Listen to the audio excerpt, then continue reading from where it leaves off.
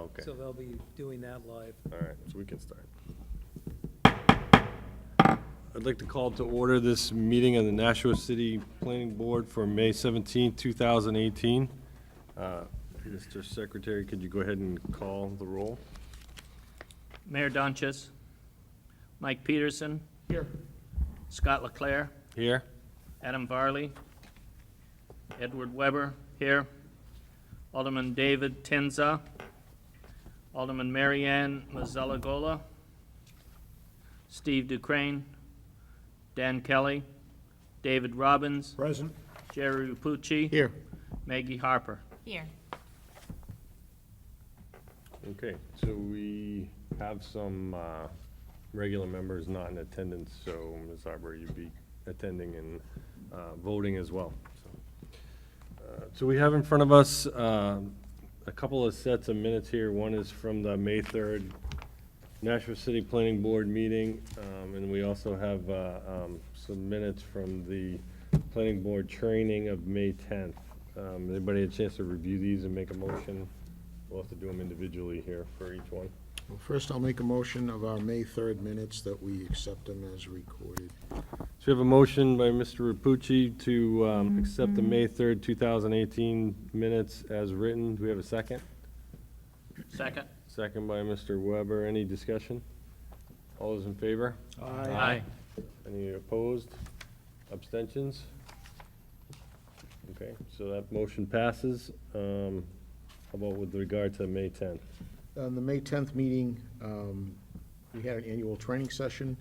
The minutes reflect the agenda of that session accurately. In my opinion, I move that we accept it as written. So we have another motion for acceptance by Mr. Rapucci for the May 10th annual training session. Do we have a second on that? Second. Second by Mr. Peterson. Any discussion? All those in favor? Aye. Opposed? Abstentions? Abstention. So 2 abstentions, motion passes. All right, thanks. So, let's go into communications, Roger or Linda, or? Thank you, Mr. Chair. Good evening, Court. Turn to your packet. We have 2 items that are, the board received after the agenda was mailed out. One is pertaining to case number 1, which is McDonald's and Northeastern Boulevard. They're requesting that be heard on June 7th. They need more time. The other item is a communication dated May 15th from Scott Cody concerning case number 3 and 5 tonight, which is the Southern New Hampshire Medical Center, just saying he can't be at the meeting tonight and supports the project. And that's all I have. Thank you. All right, thanks. Report of chairman, committees and liaison. Ed, anything? We had no meetings for Okay. this month either. All right. So with that, I'm going to go ahead and just go over the procedure of the meeting quickly for those in the audience. So the procedure of the meeting and hearings is going to be as follows. After a legal notice of each conditional special use permit or site plan or subdivision is read by me, the board will look at each of these applications and determine if they're first ready and complete for us to take jurisdiction. At that point, we'll move into, if it is accepted, we will move into a public hearing. The applicant will be given, or their representative will be given time to present an overview or description of their project. They'll speak to whether or not they agree with the recommended staff stipulations in the staff report. And the board will have an opportunity to ask relevant follow-up questions of the applicant or staff. I'll then ask for testimony from the audience. I'll first ask for anyone wishing to speak in opposition or concern to the plan to come forward and speak. If you are so inclined, please come forward to the microphone, state your name and your address for the record, and then you can go ahead at this time and express your concerns or ask questions that you may have regarding the plan. Next, I'll ask for testimony from anyone wishing to speak in favor of the plan. The board will, after that, ask any relevant follow-up questions of the applicant. The applicant will also be given a rebuttal period, at which time they'll respond to any of the concerns that are raised by the public testimony. If there are still concerns by the public, what I'll ask is that you get together, appoint one representative that may come forward and restate any questions or further clarifications that you need. At that point, after that's been completed, I'll go ahead and close the public hearing. The board will resume what we call a public meeting and deliberate and vote on the application in front of us. I'm going to ask that both sides keep their remarks to the subject in hand and not to repeat what's already been said. We want to be fair to everyone and make the best possible decision based on the testimony presented and considering all applicable approval criteria established in our Nashua revised ordinances and conditional special use permits, site plans, and subdivision plans. I'll thank everybody for their courteous attention and ask that if you do have a cell phone right now that you put it on vibrate and turn it off. Okay, thanks. So going through the list here, we have case number 1, Janice M. and James R. French owners applicant. There has been a request from the applicant to continue to table this to June 7th. Probably just makes sense to make a motion of whether we are okay with that. I'll make a motion that we continue to table this case I'll second that. to the date certain, June 7th. Okay, so we have a motion by Mr. Rapucci, a second by Mr. Robbins. Any discussion on that? No. All those in favor? Aye. Aye. Anybody opposed? No? No abstentions? All right, that motion passes and that case will be tabled until June 7th. Case number 2, Diane Gimber and Bishop Real Estate Management, Inc. This one is currently tabled to an uncertain date when we will notify abutters at that point. Case number 3, we will hear that case that's going on to new business conditional special use permits. Case number 3, Southern New Hampshire Medical Center owner. We're going to go ahead and I'm going to ask the applicant to present the conditional special use permit as well as case number 5, the new business site plan that's associated with it at the same time. And for the board, if you could look at each of those, we'll need an acceptance of both of those once we look at it. So can I have a motion by the board that on case number 3, whether it's ready for us to take jurisdiction? We have a motion by Mr. Robbins. Any second? Second by Mr. Peterson. Any discussion? No? All those in favor? Aye. Opposed? None? Any abstentions? None? Okay, how about case number 5? So moved. So we have a motion for case number 5 to take jurisdiction of that. Any second? A second. Second by Ms. Harper. Any discussion? No? All those in favor? Aye. Aye. Opposed? None? Motion passes. Okay, you're on. Good evening, Mr. Chairman, members of the board. For the record, my name is Steve Auger. I'm a project manager with Hayner Swanson, and our office is located at 3 Congress Street here in Nashua. I'm here tonight representing Southern New Hampshire Medical Center. As Roger alluded to in minutes, normally Mr. Scott Cody would be here on behalf of the medical center, but he had a prior engagement that he couldn't get out of, so he did submit a letter. It's a short letter, which I'll read into the record momentarily, just so that'll be part of the meeting minutes. Okay. We are here seeking an extension of 2 approvals we got last year. The first being the conditional use permit, which allows a principal use parking lot in a residential zone, and the second being the accompanying site plan for that. Which very quickly, if you look at the bottom plan that I have on the board, the current site conditions out there now are a parking lot that the hospital uses and an empty medical office building. The proposed site plan simply demolishes the medical office building, and in its place, it continues an extension of the parking lot to tie it all together to make a bigger parking lot. A few of the benefits of that parking lot, should it be reapproved, is we are closing 3 curb cuts. There is one that exits onto Dearborn, and then there are 2 on the south part that exit onto Bowers. So if you look at the plan in the upper right corner, access in and out of the overall lot will be the two existing curb cuts onto Prospect Street. At this time, I'd like to read the letter to Mr. Cody, from Sure. Mr. Cody, just to get that on the record. Dear Planning Board members, I apologize for not being able to attend the meeting this evening. I'm writing today in support of this project on behalf of the Southern New Hampshire Medical Center. An extension of this project is required as the medical center was delayed due to funding priorities for other projects. We believe that this project will continue to enhance parking opportunities for our patients and staff. This project is also consistent with our master planning efforts and will improve the overall appearance of the area.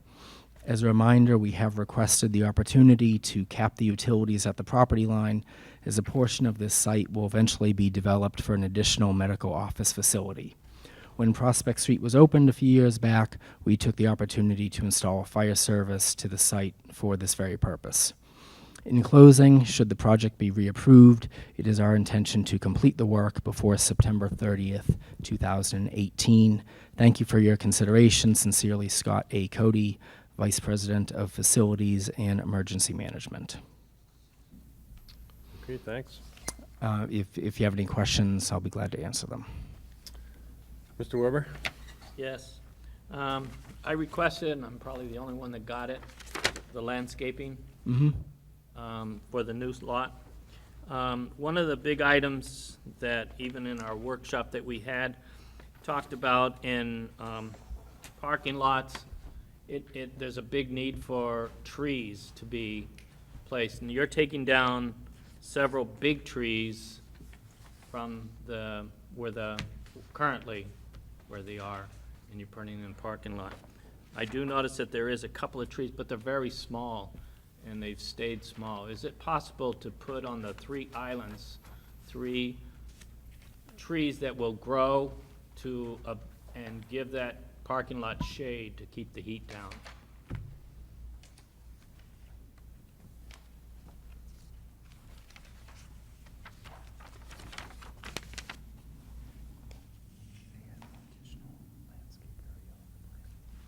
Well, I mean, if you are looking at the landscape plan, you can see on the perimeter of the island, or on Prospect, Dearborn, and Bowers, we do have larger trees.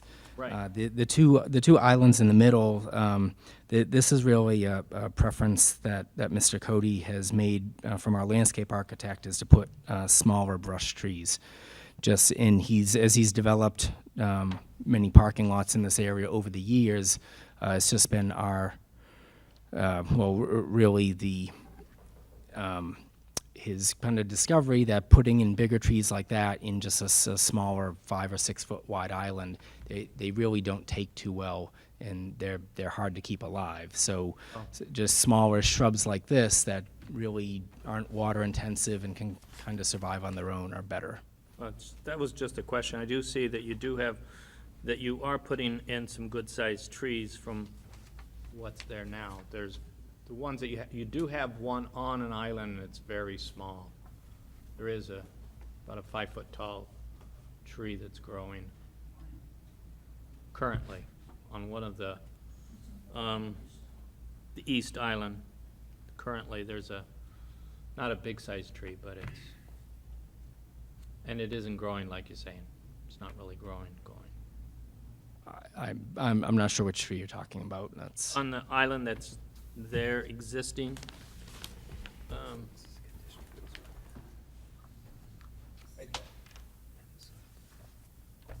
There's a tree there now. Looks like, I guess you're gonna take it down. I don't know. But yeah. it's there Well, and it's- so the landscape island, or the landscape plan shows we're just going to put small shrubs on that island. Yeah. Trouble is, I know what you're saying, but the trouble is the heat gets intense, and you guys do have lots of parking lots and. Well, the hospital has lots of patients and lots of staff. Exactly.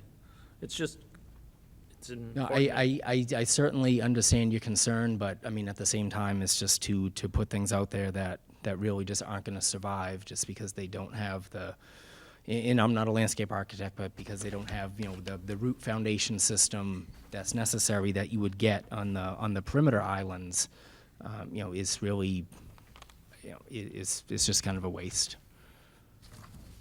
Trying. No, I appreciate the concern, but it's been our experience over the years for all the parking lots we've done for them that this type of landscaping on the inner islands just functions better. All right, any other follow-on questions from the board? No, none yet? Okay. Any questions for staff on this? No? All right. At this point, I'd ask, is there anybody in the audience wishing to speak in opposition or concern to either the conditional use permit or the site plan in front of us? No? Anybody wishing to speak in favor? No? All right, any other questions before I close the public hearing for the board for the applicant? No? All right, at this time I'll close the public hearing, move into the public meeting to discuss. So basically, we have, you know, in front of us something we've looked at before. They're looking for a one-year extension. Anybody have anything they want to say?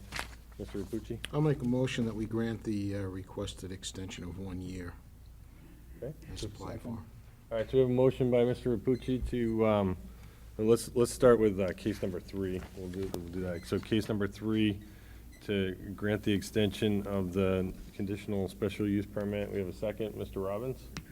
Any discussion on that item? No? All those in favor? Aye. Aye. Opposed? None? Motion passes.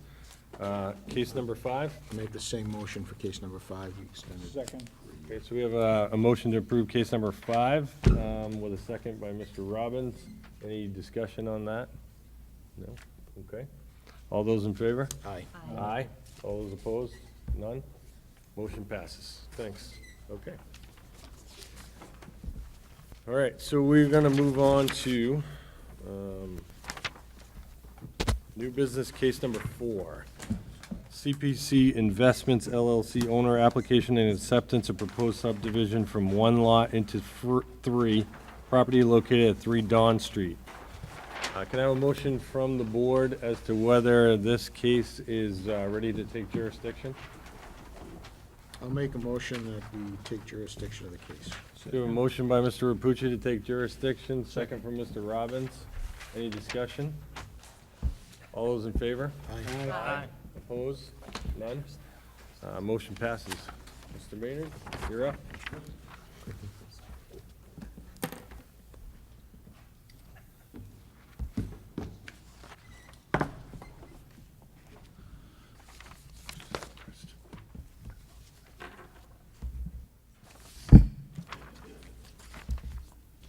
For the record, my name is Richard Maynard, professional engineer with Maynard & Paquette at Nashua, with relocated offices is now at 31 Quincy Street, in case people haven't noticed. No longer on East Borough.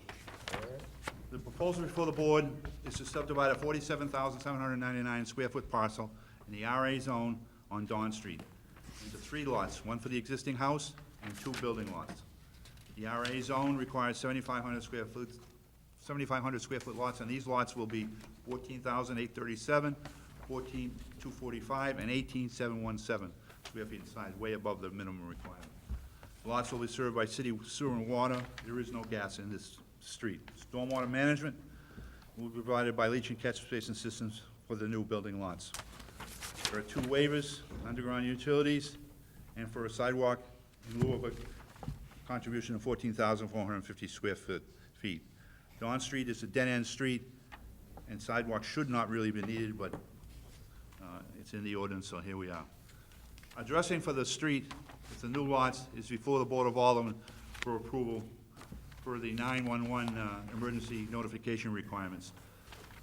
The 3 lots will have numbers 3, 5, and 7, and the existing house at number 7 to the far right will be renumbered to number 9. That's now pending Board of Selectmen approval, and that's one of your stipulations in this staff report. That essentially is it, folks. Okay.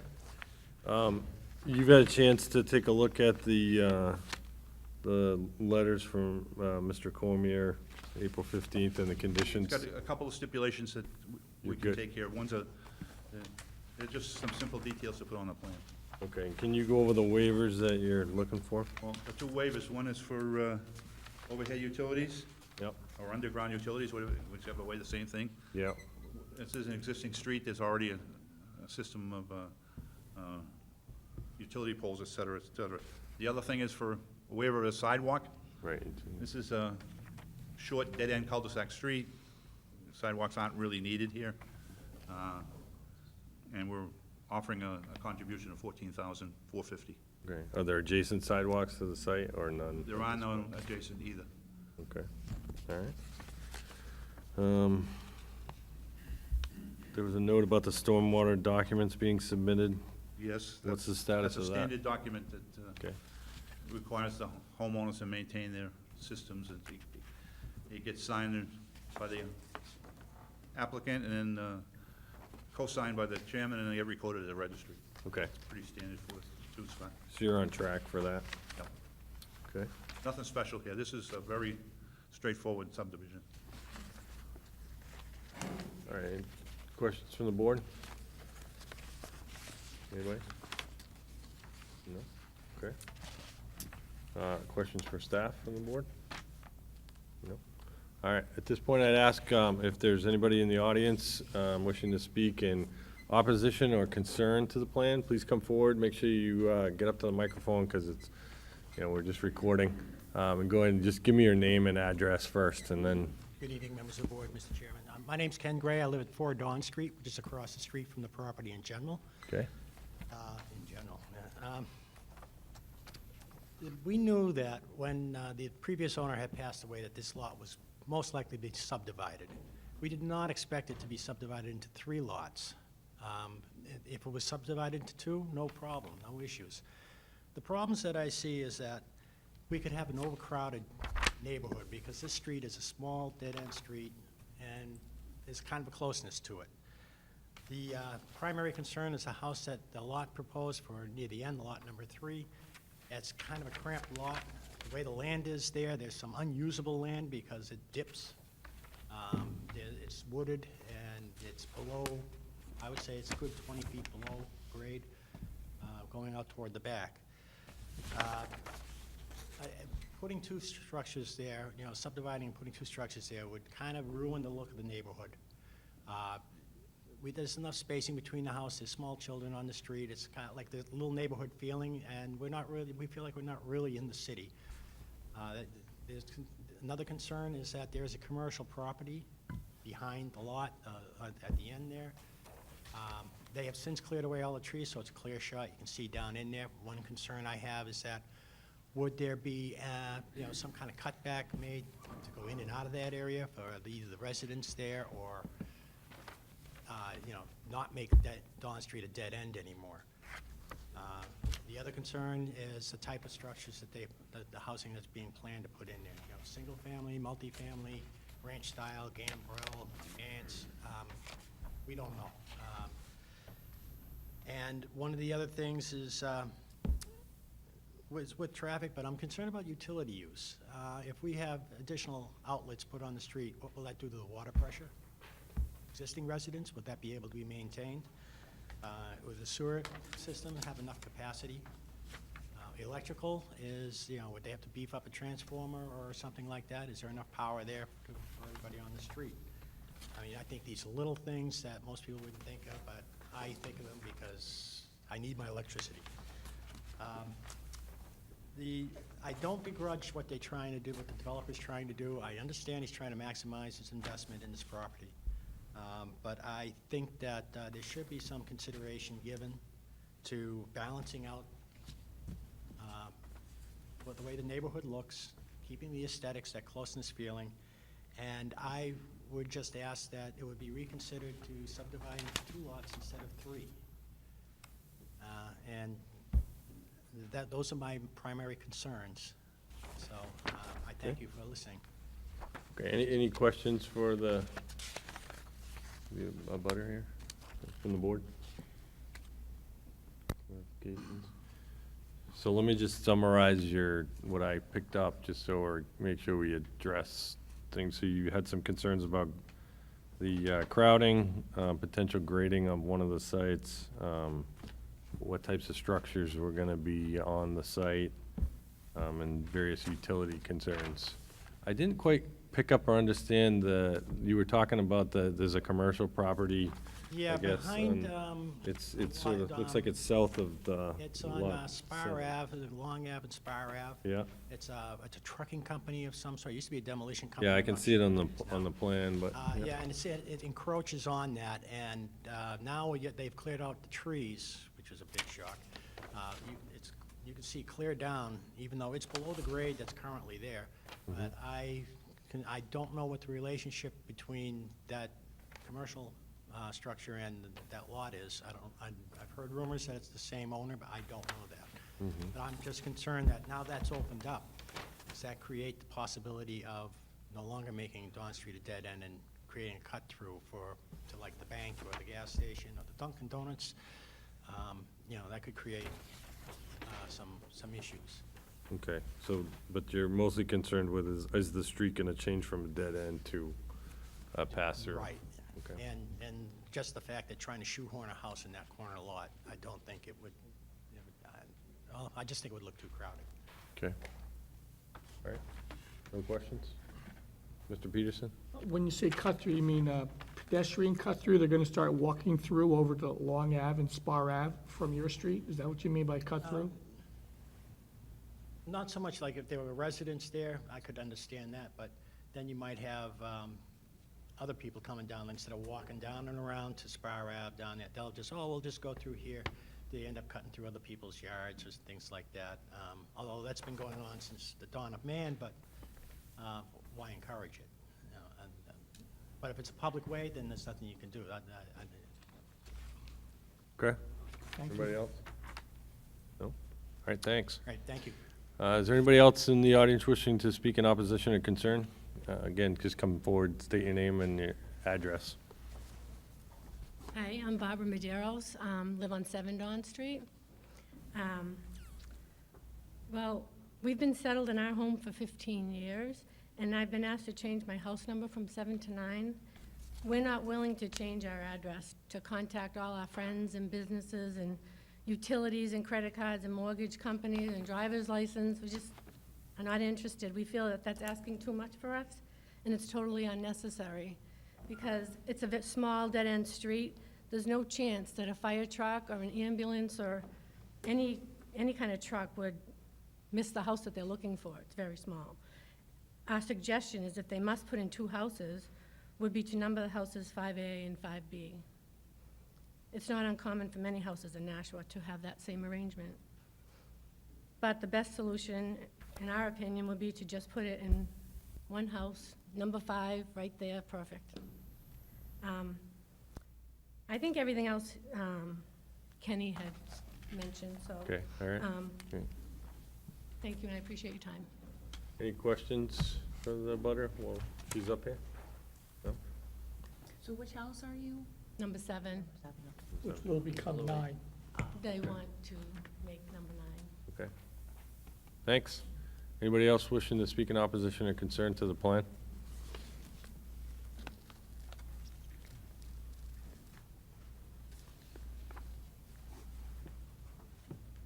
Hi, everybody. I'm Greg Gadbois. I live at number 8, across the street from 3. My concerns are, it's a small dead-end street.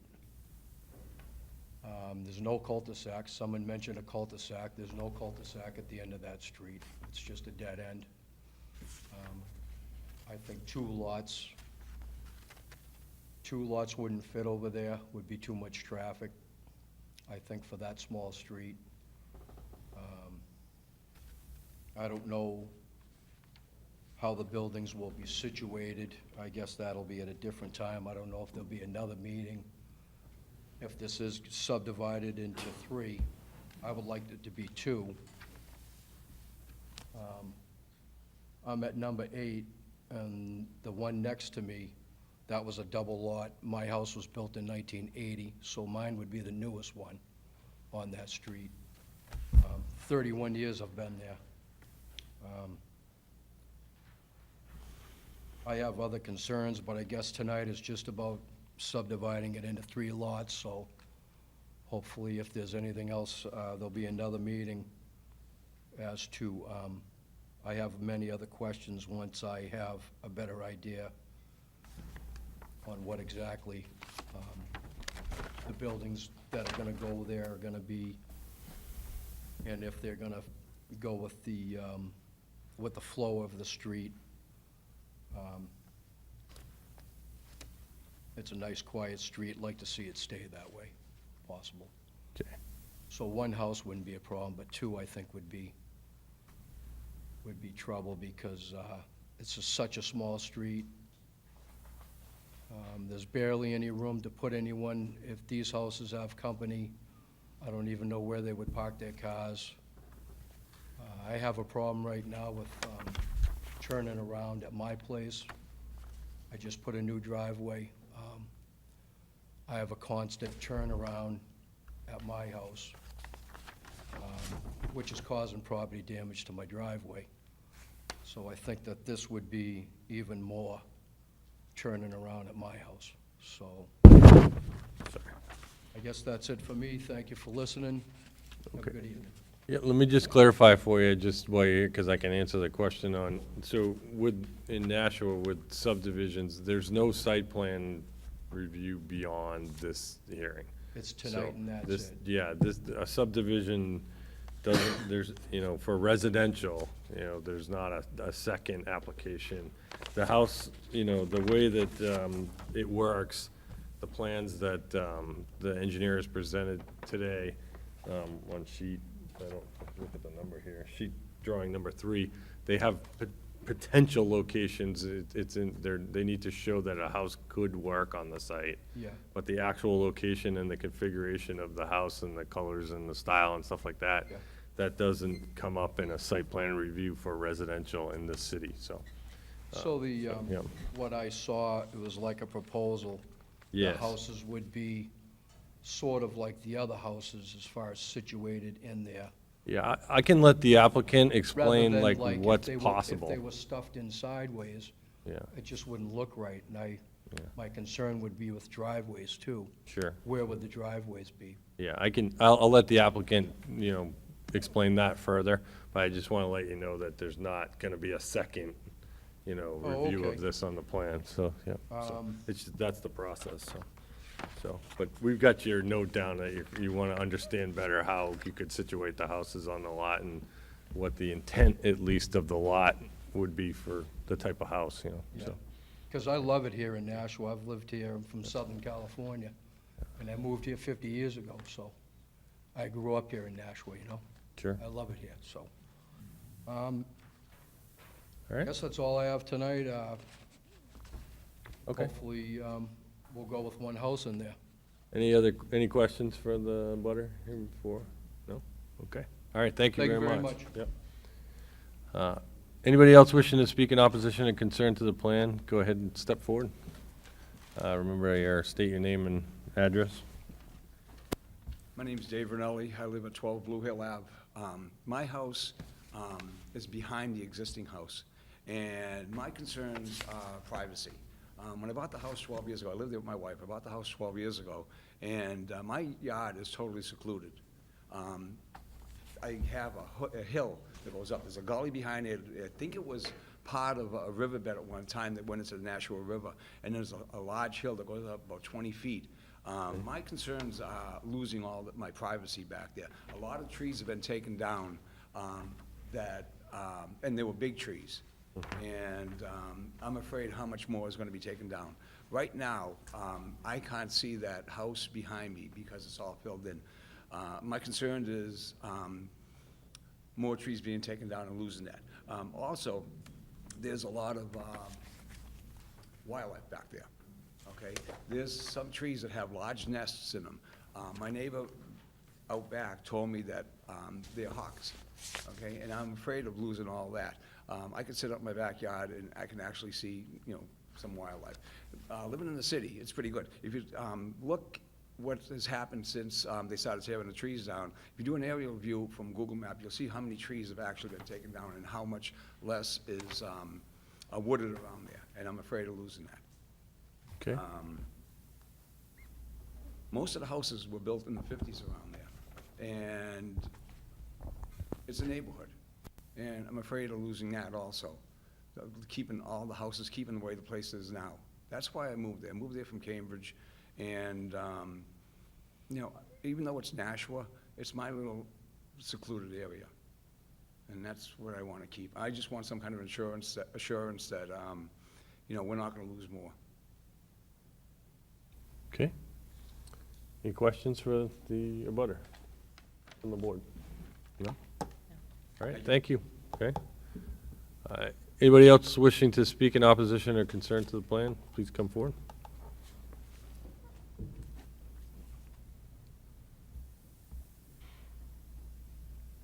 Good evening, I'm Michael Traniello. I live at 15 Long Ave. My concerns with this are going to be the erosion and drainage measures on the, I guess you call it the backside of the property. There's probably about a 10-foot hill, and I'm at the bottom of the hill. Some work's already been done as far as trees being cut down and whatnot. I understand that's all fine. I have noticed, although it's not on my property, some water starting to pool in heavy, heavy rain. I see that they have silt screen, I can't remember what it says now on the plan, for erosion control. You have to excuse me, I don't know what that really means. So my main concern is going to be the erosion and drainage on that hill, as well as maintaining some form of a buffer, whether it be fence, shrubs, or something, for privacy. Obviously, they're higher than me looking down. Those are my two concerns with it. Okay. All right, any questions for the abutter from the board? No? All right, thank you. Okay. Anybody else wishing to speak in opposition or concern to the plan? No? Okay. Anybody wishing to speak in favor of the plan? No? All right, Mr. Maynard, you're up. So I've got a kind of list of things. I don't know if you want to go by your list or by my list, but we can go either way. Anyway, this is the RA zone, requires 7,500 square foot lots. Most of the existing lots in this neighborhood are around that number or up to maybe 10,000. We're proposing 3 lots, 14, I got my number now, substantially larger than the requirement. They're 14.8, 14.2, and 18.7, right? So 14,837, 14,245, and 18,077 square feet. Essentially double or more of what the zoning requires, and essentially double the majority of the lots in the neighborhood. So there's more than room for two building lots here in this particular street, especially since the lots are much bigger than the rest of the neighborhood. Somebody talked about traffic. We're talking about 2 houses on a little short street. That's in our business, that's hardly anything with regard to traffic. This is a dead-end street. It has a cul-de-sac shape at the end, whether it's paved or not. It's a short, dead-end street. I have, right now, don't know what kind of houses might be built there, but the typical house in Nashua is a 2-story house with a 2-car garage. You know, it tends to have a value on the order of $400,000. But, you know, until my client finds people who want to build here, you know, I'm not sure what we're going to do. But that's typically what's done no matter where we are in the city. The emergency rules for addressing, 911, that's mandated federally. And in our state, we have to follow those rules.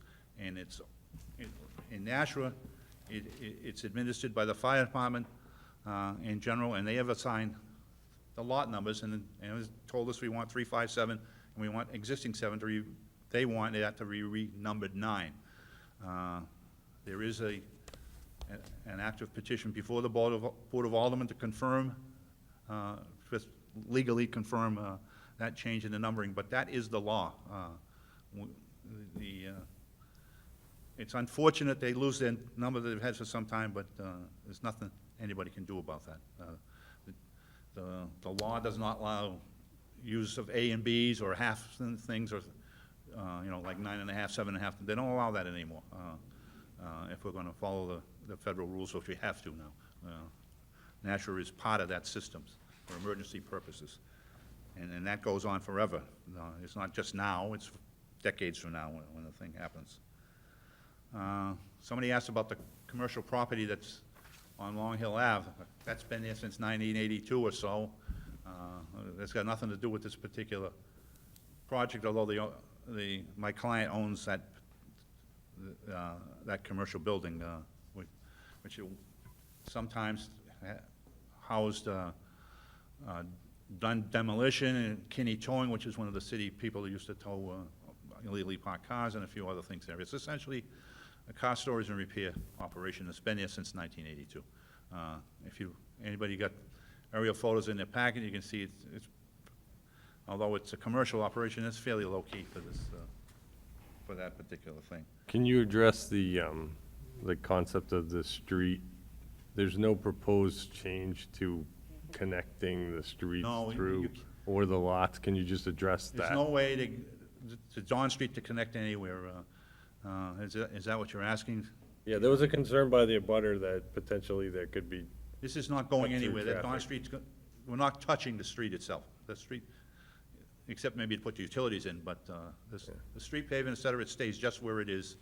And that's one of the other reasons why we asked for the sidewalk waiver. We don't need sidewalks in this little, small, short street to urbanize it even further, so there's no potential extension for Dawn Street. There's no purpose, there's no reason to want to extend it in that regard, so I didn't quite understand what that person was talking about, so.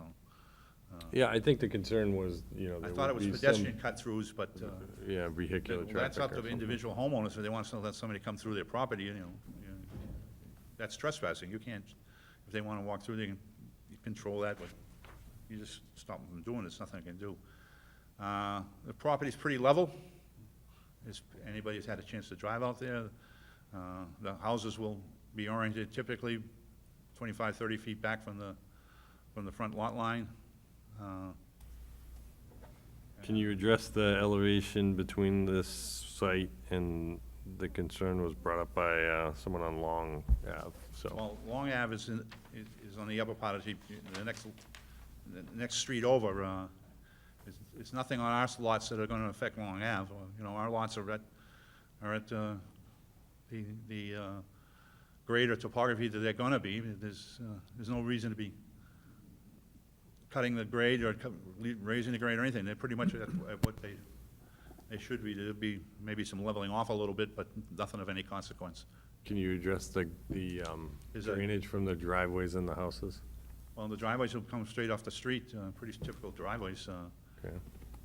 And until somebody figures they want their garage on the left or the right, I can't tell you where the driveway's going, but there's a ton of sight distance.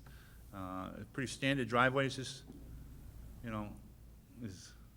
This is a pretty simple, straightforward neighborhood. Can you address the utility due diligence so far? There's no gas in the street, and we're gonna do water and sewer. There's water and sewer in the street, and we'll have, each of the two houses will have water and sewer connections. And that's it. It's been addressed via the utility company in the city? Yeah, well, and Pennachuck Yeah. and the city sewer, right. Right. That gets preliminary address now, but it gets final address at the time of building permit. Right. Because then you know exactly where your house is, you know where your bathrooms are, and on what side of the house or whatever it is, and but there's plenty of room along this frontage. In fact, these lots probably have a little more frontage than the other lots on the other side of Dawn Street, so these lots tend to be wider, and they definitely are bigger, so. Okay.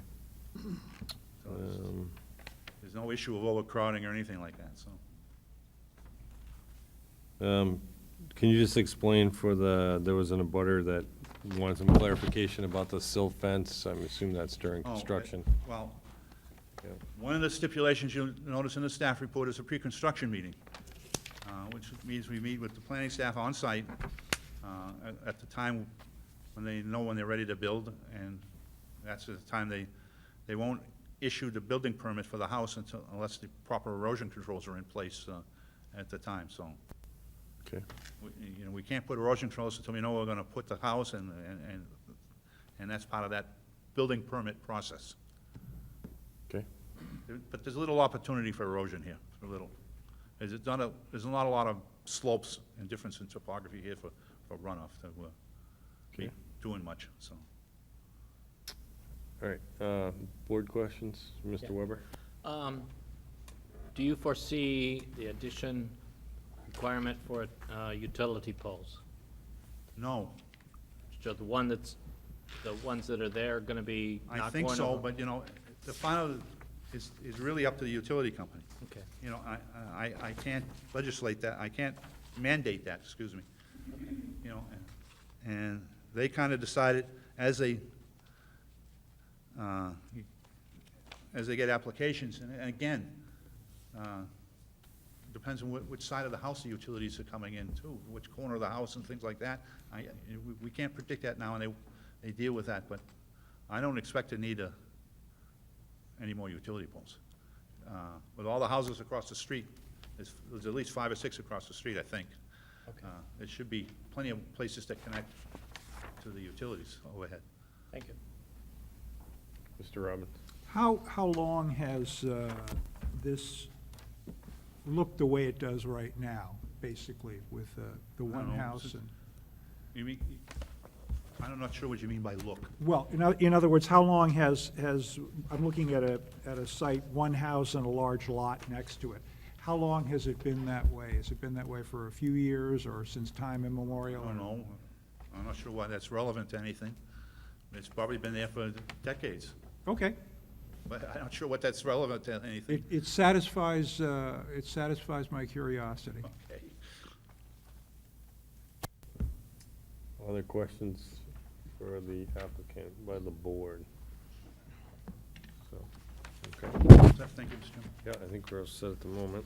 Any questions for staff while we're still in this hearing? Okay. At this time, I know there was several people in the audience with the concerns. I'll give you this time to maybe, if you want to readdress or you still have concerns or things that need to be discussed, get together and pick one person to kind of speak for you. I'll give you a minute or two here if you want to talk for a second. So, yeah.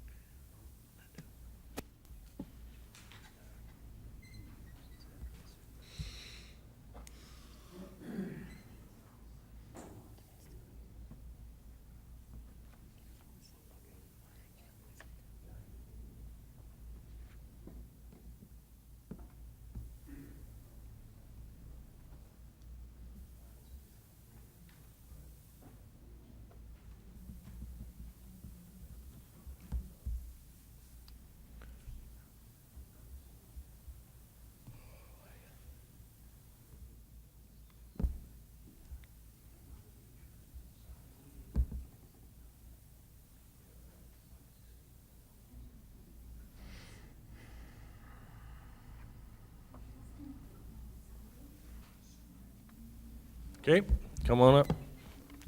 Just go ahead and state your name and address again, please. Ken Gray, 4 Dawn Street. The concerns that we have is that despite the talk about the square footage and everything, that's wonderful. Yeah, there's enough square footage there. A lot of the land isn't really all that usable. I've been in that yard many times. So the thing is, the house has been there in that condition. There actually used to be a swimming pool and a cabana on the part where they were going to subdivide. That has been there since the 50s. The pool was filled in about 15 years ago. But this whole point is destroying the character of the neighborhood by subdividing into 3 lots. If it was just 2 lots, there would have been no objections. And I somewhat take a little bit offense at the implication that, about the commercial property, I only mentioned it, wasn't making, anything, I was just said, it's now opened, and it turns out that, it is owned by the same person. And it still didn't address my concern. Yeah, Dawn Street may not go anywhere because it can't. Well, it can if you really want it to. But that corner would end up, it is opened up right now. There is, like I said, if you look at a topographic map of that, it drops down, so a lot of that land is not usable. All over on the right, it is usable because the neighbors and I have filled it in over many years. That was our place to, yard waste and solid fill and rocks and things like that. That's why that property, that corner over there is now level. So maybe we're damned by our own success. But I think, just to sum up and not to keep repeating myself, is that it's going to destroy the character of the neighborhood. I mean, okay, you look at it on paper, yes, there's plenty of land, there's plenty of room. Is it usable? Does it make sense? Does it fit? And I think 2 more houses on that corner does not fit. One would be fine. And that's the whole point. Why 3? 2. Make it 2. Okay. And those are our primary concerns. Okay. Questions by the board? This is sort of the last time the butter's up here, so if you have anything? No? Thank you. Okay, thanks, appreciate it. Thank you for your time. Okay. Do we, it's up to us, do we want to have Mr. Maynard address any more of the don't think that's the way the questions? procedure He's already goes. addressed that. Anybody need it? Okay, nobody needs it? Okay. So at this time, any other questions for staff? I'm going to close the hearing if there isn't. Okay, at this time, I'm going to close the hearing and move into the public meeting. So we've obviously had a lot of topics here come up. I'll summarize a few. Some appear to have been addressed by the applicant for the abutters, but there's others that still remain. But they generally surround crowding, character in the neighborhood, usable land. I think we've addressed things like utility, drainage. But I'm interested to hear what's your thoughts. Go ahead, Mr. Rapucci. Well, I think this is kind of a common thing that neighborhoods have concerns over change that's coming. But I also think that it behooves us to make clear that there are limitations on what our board can and can't do. And when we have applications that are conforming to what the city says is required, we don't really have discretion to turn around and say, you can only put 1 house there if the law allows them to put more than 1, unless there are extenuating circumstances, and I don't see any in this case. As a matter of fact, I think that this is a very low intensity request compared to what could be done with that land if the property owner was so inclined to do more, whether it's multifamilies or if it's a 7,500-foot requirement in an RA zone and they have literally twice as much property as they need there for 3 houses. They're not looking to put 5 or 6 houses there. They're not looking for variances to allow them to pack as much stuff into that land as they could. And that's not uncommon. I mean, many times people try to do as much as they can with their land. So as a planning board member, I'm kind of looking at this like this is a very conservative request to do something that is allowed by law. And without information given to us about something extenuating that makes it unacceptable for the neighborhood, I don't think, even if we wanted to, I don't think we could change the number of, turn around and say, you can only put 2 houses instead of 3. We don't have unlimited power. There's rules that govern what we can and can't do. And those are certainly there. And as far as the number changing goes, that is not before this board. That's between the fire marshal and the board of selectmen. We have nothing to do with that whatsoever. So beyond that, I can't imagine a land use board deciding against approving a subdivision because of the way it's going to be numbered. That would be unheard of. So from my point of view, it's a conservative request. All the information and the other thing is, concerns about what's going to be built there is valid, and everybody would worry about that. So it might be helpful to think about that there's laws in place that govern what can and can't be done there. Setbacks, once the subdivision is approved, there's side yard setbacks, there's rear yard setbacks, and front yard setbacks that the applicant is going to be required to follow. It's not specifically you have to put this kind of house in there, but you have to follow these guidelines. And if they want to do something that goes beyond those guidelines, they'll have to get zoning relief. They'll have to get permission to do that.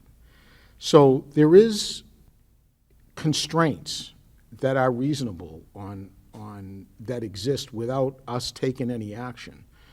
And there was one more thing that was mentioned, and it just kind of escaped my mind right now. But that about sums up how I think. I think it's a conservative application. I don't think we could do anything to it, even if we wanted to, but I don't want to. I think it's fine.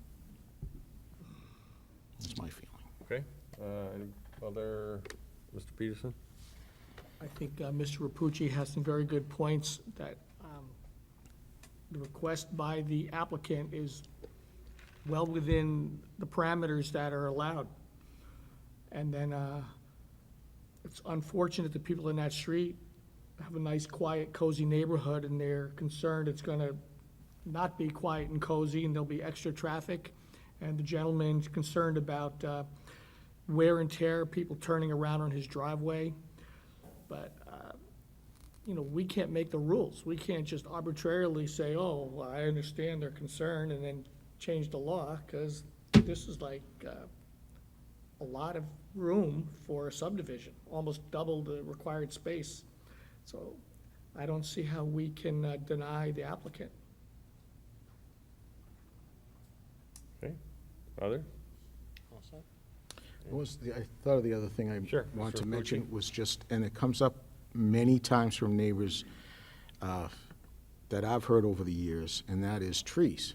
And the fact of the matter is that you can cut down and do whatever you want to the trees on your property. It might not always be considerate of a neighbor. It might not be what other people would like. But there is no governance, unless you're in a wetland area or something like that, which this is not. You can own a piece of property and level it, cut every single thing, living thing on it, and there's not a thing anybody can do about that. It's within your rights as a property owner to do that. So that's another thing that I don't really look at. It might be nicer if things were left more treed than they have been, but that's not within our purview. That's a property owner's right to do what they wish with that. So I just like to explain that so that people don't think we're just ignoring what's brought forward, but there are limits to what we can address. So that's all I have. Anybody else? So a couple of my own comments. With regard to the trees, our experience is that the keeping of the trees or actually adding them, once, the property value of the new houses going in is going to be increased by buffer between them and the neighbor. So our experience is typically that, it's a sort of a win-win situation if they put the trees or keep the trees. So for residential, commercial can be obviously a different animal. But yeah, I'm not seeing a lot of sort of wiggle room here to have concerns with anything that's outside of our ordinances as well. You know, someone talked about the utility uses. I mean, I understand the utility concept. I can kind of explain to you. I mean, electrical utilities, the power company, you know, will take care of that. And, you know, if they have to add additional line transformers or something, that will happen to support the house. So there are public utility regulations that will take care of that. And the same goes with the water and sewer. The city engineer has reviewed the plans.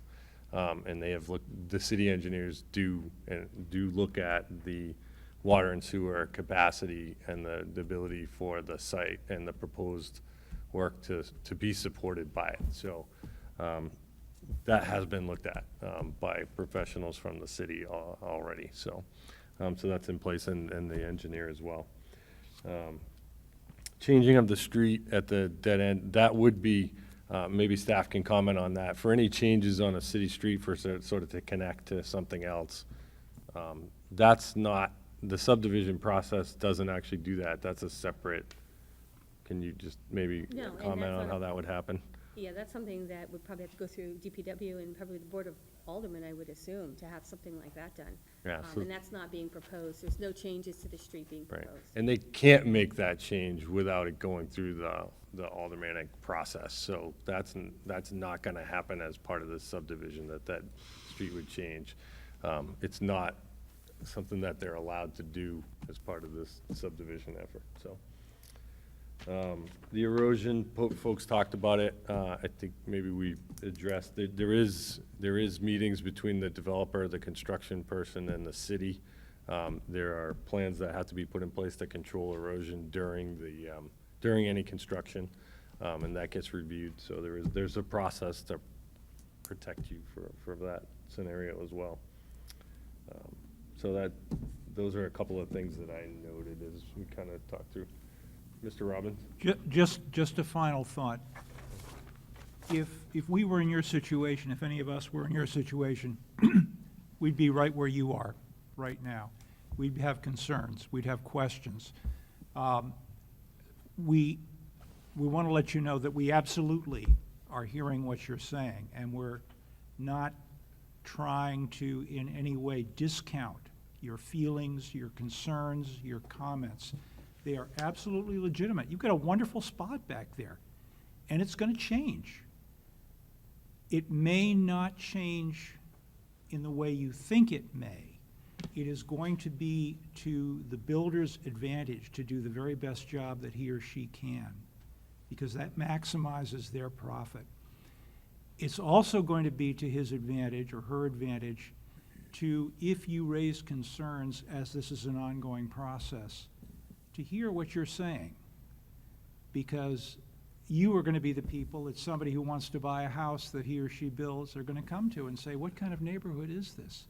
So you have some informal ways of advocating for your interests as the process goes on that have nothing to do with the legalities that this board has to deal with.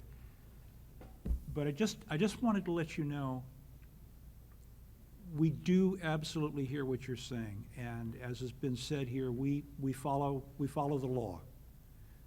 And that's a good thing, because we're your voice in a sense. We follow the law, and we have to follow the law, and we will follow the law. You can work informally as the process goes on, and don't think that you've lost that power, because you really do have that power. And I wish you all the best. Thank you very much for being here tonight. Any other comments? No? Okay, hearing none, I'll entertain any motions. Anybody so inclined? And I'll remind anybody who's making any motions, there are stipulations that have been recommended by staff. There's 9 of them. There's 2 waivers that would need to be addressed should you decide to make a motion. And then anything else. I'll go ahead and make a motion, get my thoughts out on especially number 2. in my motion, and then if somebody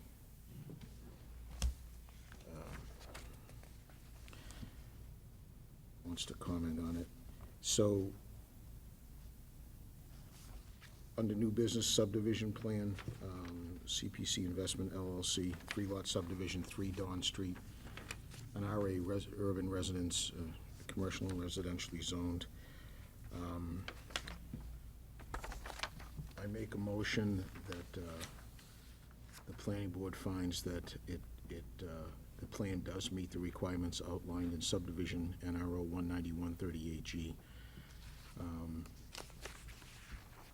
And that we approve the plan as submitted. There are 9 stipulations listed.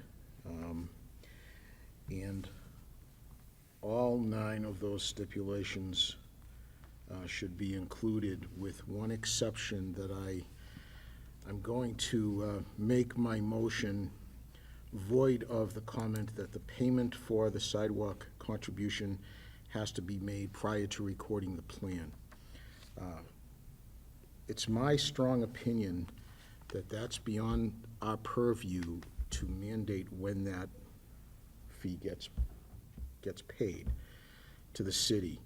The reason I say that is because I've been really studying this, trying to get a good understanding of what we can and cannot do. If we make a stipulation in our motion that is a requirement of the applicant, effectively, if the applicant doesn't do what we stipulate, then we are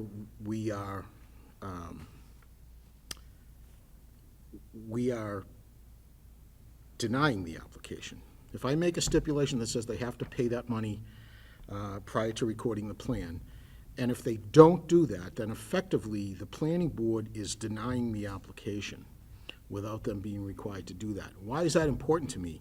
Because I don't think we have the legal authority to deny the application for that reason. It is not an impact fee. Impact fees by statute are spelled out very clearly what they can and can't be, and the sidewalk contribution cannot be one.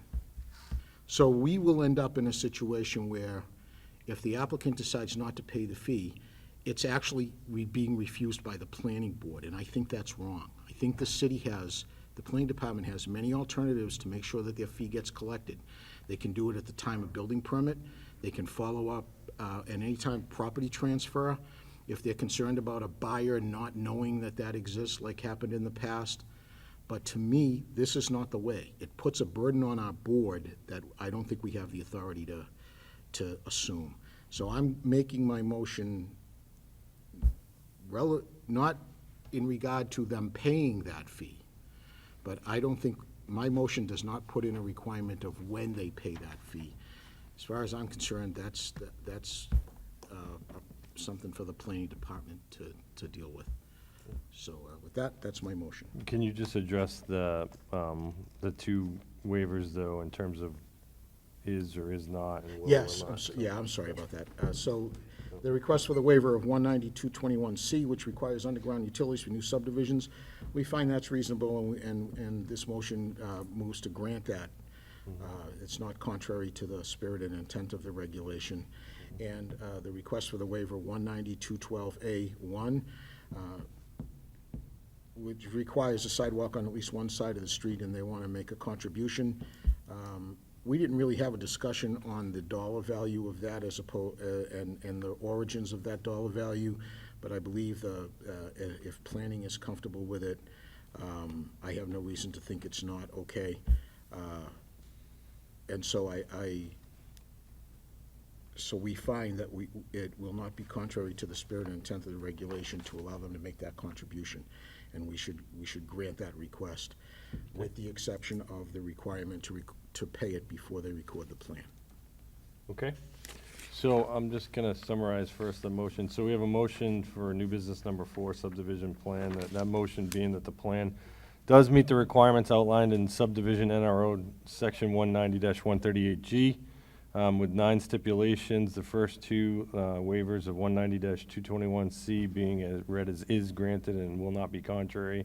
Second waiver of 190-212A1 be read as is granted and will not be contrary, and that the last portion of the stipulation as written in the staff's report, specifically payment to be made prior to recording the plan, be stricken from that stipulation. So that's the motion we have before us. Do we have a second on that first? Any seconds? I have a question. Sure.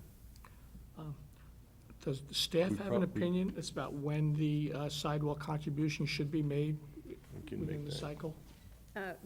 Yes, staff does have an opinion.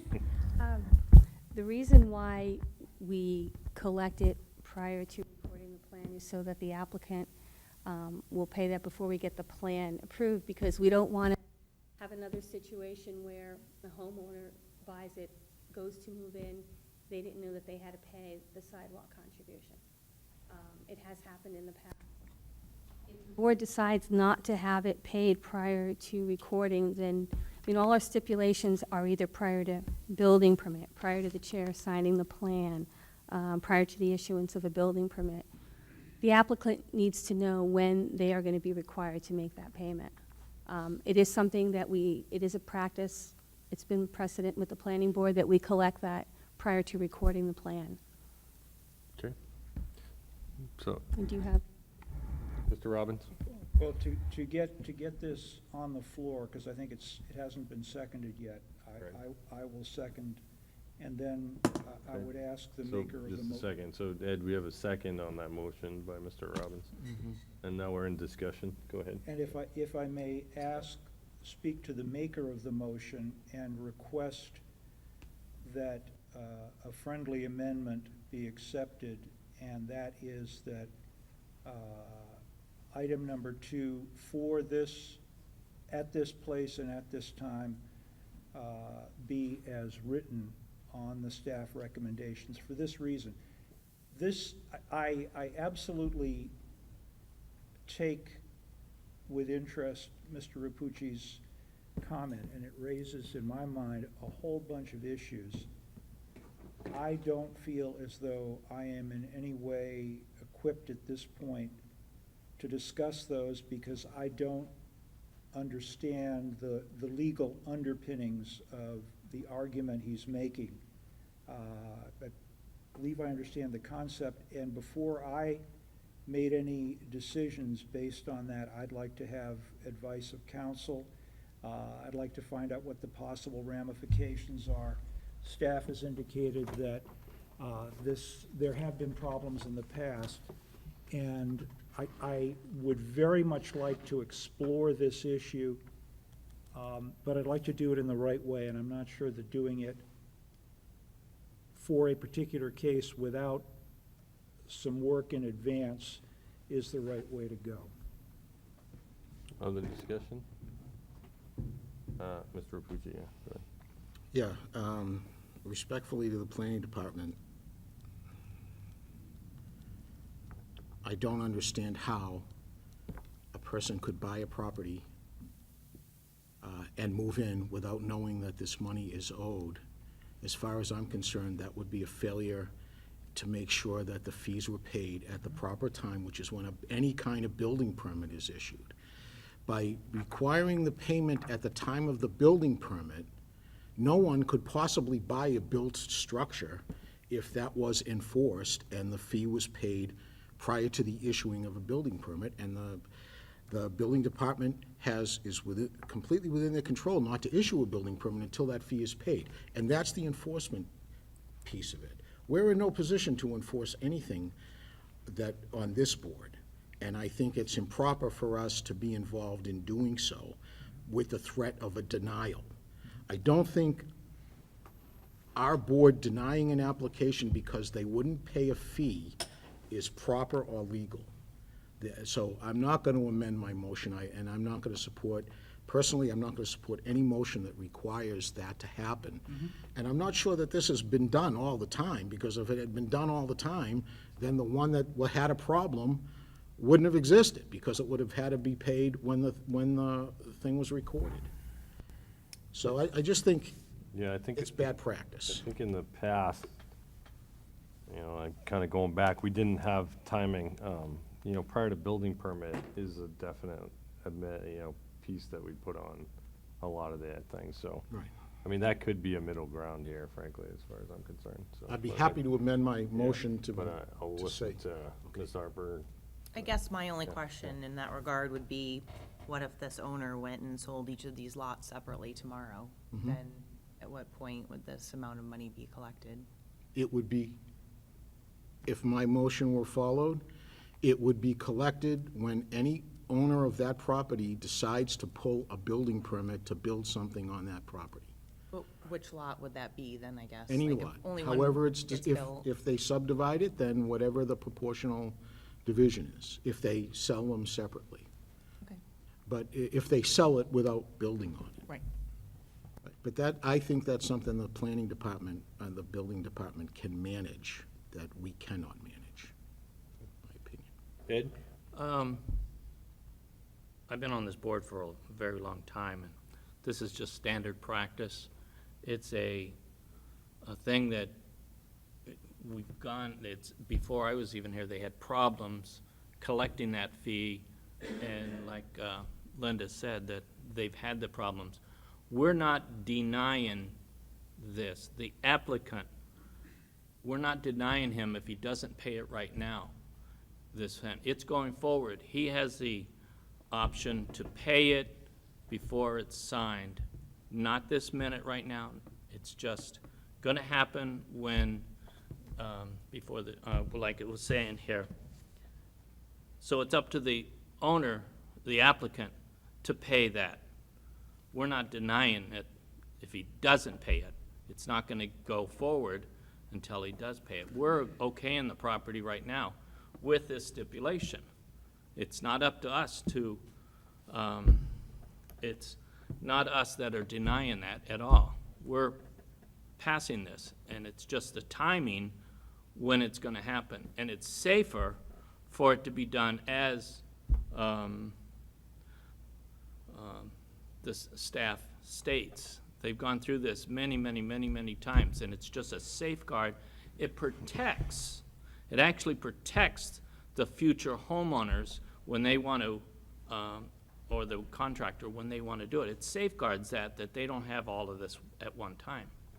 They're going to pass that down to those contractors or the homeowners, so it's an automatic thing. And it's just a safer, easier way to do it. It's all clean. That's why we do it the way we do it. All right, so we have a motion in front of us for, did you amend to put prior to building permit? Yes, okay. I'd be happy to make that So amendment. that the fee amendment's be on paid here. I prior think to we gotta any get building through permits issued. these actual, I mean, all these are great points, I get it, but we gotta make them, Well, that's my get through motion. them, so we have the motion with Mr. number Chair? 2 in front of us. Go ahead. If you're going to make that motion, that it's going to be prior to building permit, here's one of the dilemmas with doing that. If the owner now were to sell the lots, all 3 of them. Right. Currently, there's an existing home on the one lot. They wouldn't be coming in to get a building permit. Right. The other 2 lots, say one person comes in to get a building permit for the second lot. Would he then be required to pay the full contribution or just the portion? And then, say maybe a year or 2 later, the third person comes in. How would that get divided up? Because then the person who owns the original home isn't going to be coming in to get a building permit, as there's already an existing structure on it. So I guess if you're going to change it and have it be paid, prior to building permit, that would need to be specified. Yeah, we could say prior to first building permit. Absolutely. We've And done then it that would be the one- before, and then typically the applicant might have to take care of that before they even. I'm happy to say that. Okay, so to make the amendment, you're So I'm amending my motion to read, prior to read that the sidewalk contribution payment will be made prior to the issue of any building permit on any of these 3 lots. Okay. All right, so we have that new amended motion. Do we have a second on that one? I'll accept that. Second, Mr. Robbins, any other discussion? No? All those in favor? Aye. Aye. All those opposed? We have 2, so we have, and any abstentions? No, so we have 4 to 2, so the motion passes 4-2. Okay, thanks. Yep. All right, so we are moving to the next one here, which is actually case number 6. This is Gillian Quirion Revocable Trust. Application and acceptance of proposed site plan to construct a duplex and a 10-space parking lot. Do I have a motion from the board to take jurisdiction? Make a motion that we take jurisdiction of this case. So we have a motion by Mr. Rapucci to take jurisdiction. Any second? Second by Mr. Peterson. All those in favor? Aye. All those opposed? None. Motion passes. Okay. Mr. Maynard, you're presenting number 6? Okay.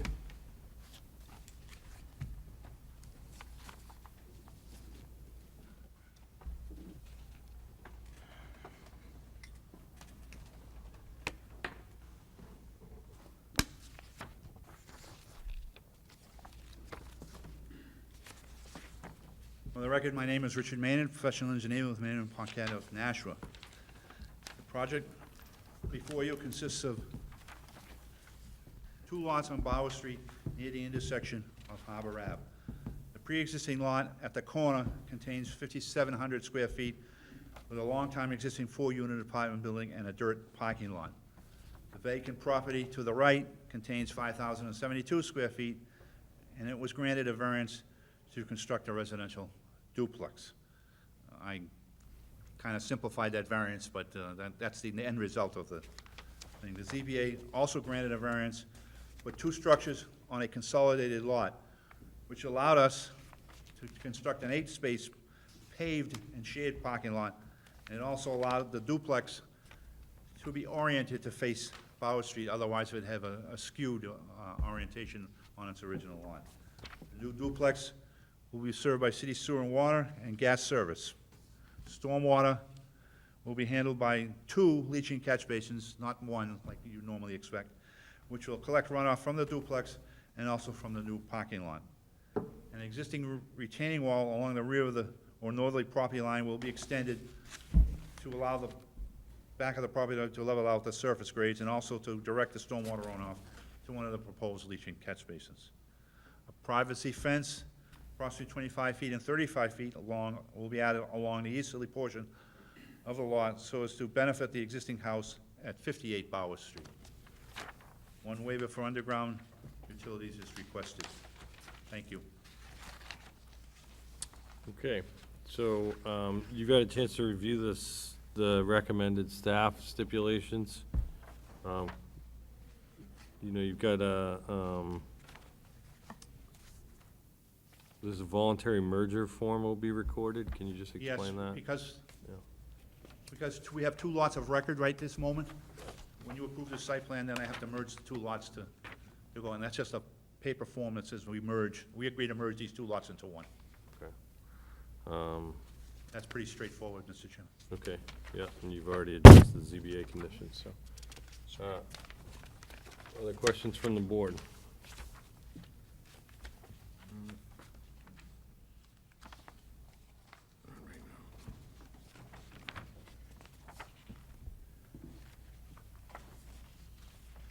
Just to clarify, the existing utilities in that area are all overhead at this point? Yes. Yeah, this is an established neighborhood except for this little section. Okay. Any other questions for the applicant? No? Okay. All right, at this time I'd ask if there's anybody in the audience wishing to speak in opposition or concern to the plan that's in front of us. Nope, okay. Anybody wishing to speak in favor?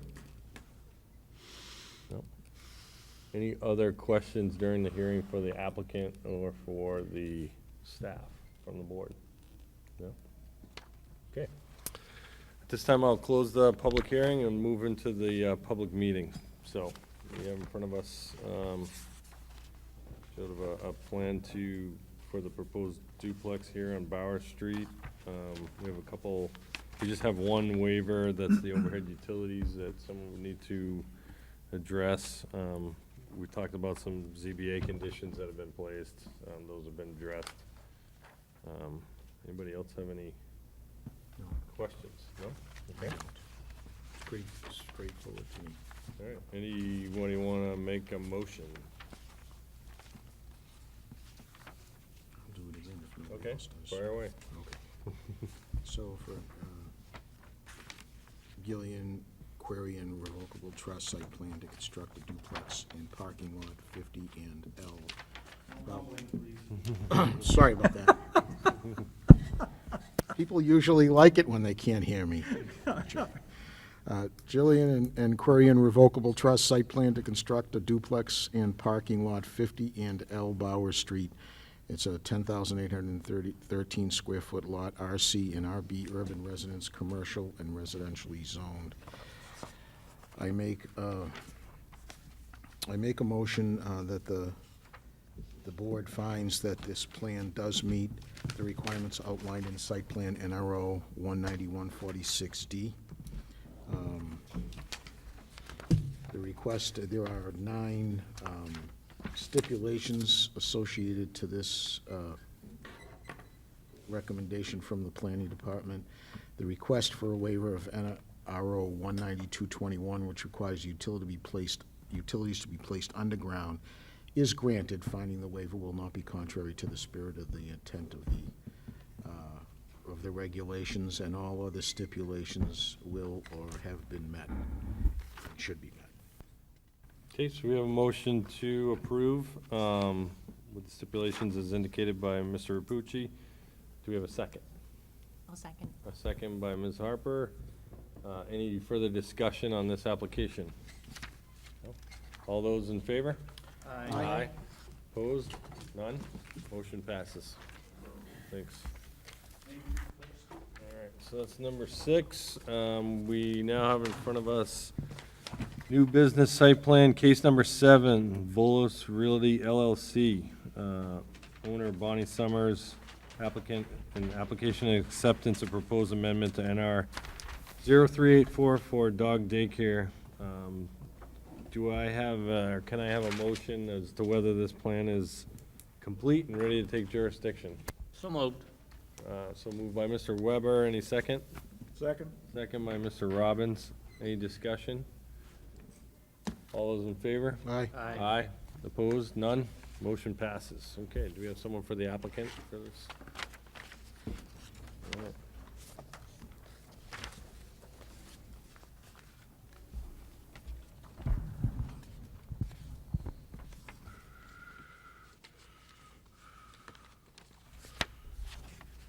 Good evening again. Richard Maiden, professional engineer with the Maiden Parquet of Nashua. The project site is located at the intersection of 217 West Hollow Street and 12th Street. The property contains a 14,000 square foot existing building, which historically was Susie's Market and recently the Salvation Army store. Currently, the site is occupied by 3 tenants, a beauty salon, a printing copy shop, and our proposed dog daycare operation known as Chewy's South. The purpose of this plan is to add a roughly 20 by 15 outdoor vinyl fenced dog exercise area to the south side portion of the building. And also a fenced dumpster has been added.